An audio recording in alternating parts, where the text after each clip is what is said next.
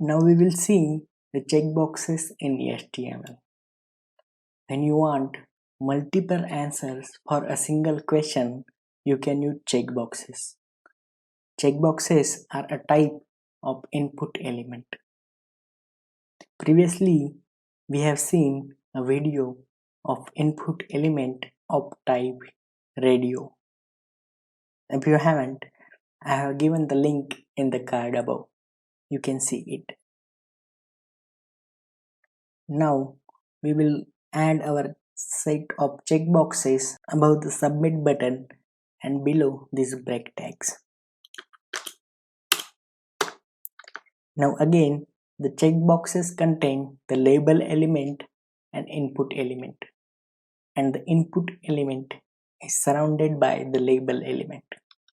So first we will write label, and in between the input element will go. Input type, of course it will be checkbox.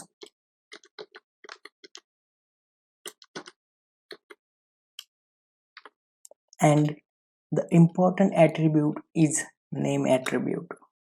It's like a group name for a set of checkboxes. So we will give it a value as vehicle. Okay. Complete it. I will write a car here. Save. Now copy this checkbox and paste it again like this. Change the value.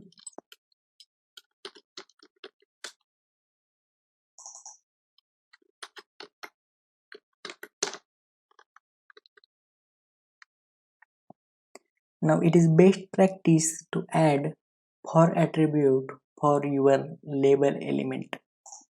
Basically, it defines the relationship between input element and that label element.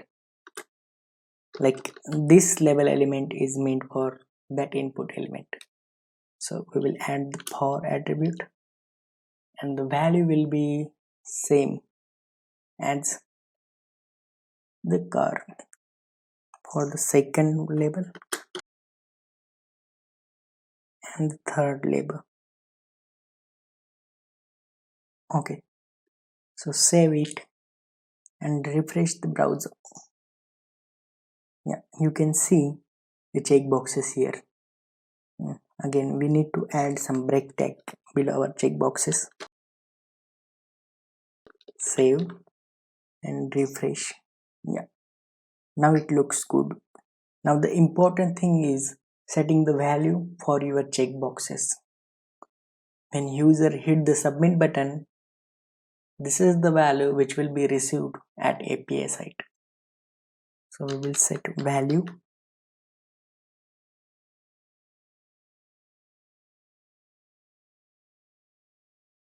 Okay, save it and refresh. If you don't add the value attribute, the default value will be on, and which will be not useful. So remember that you should add a value attribute. That's it. In the last video, we have seen how can we add a set of checkboxes. Now we will see how can we add a default value to that set of checkboxes. And we can do it by using the checked attribute. Now you can see none of the checkbox is selected. Now I will add the checked attribute to the first checkbox.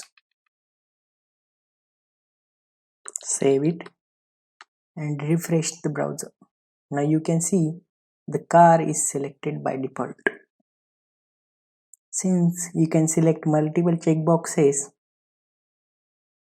you can add checked attribute for multiple checkboxes, which means you can select multiple checkboxes by default.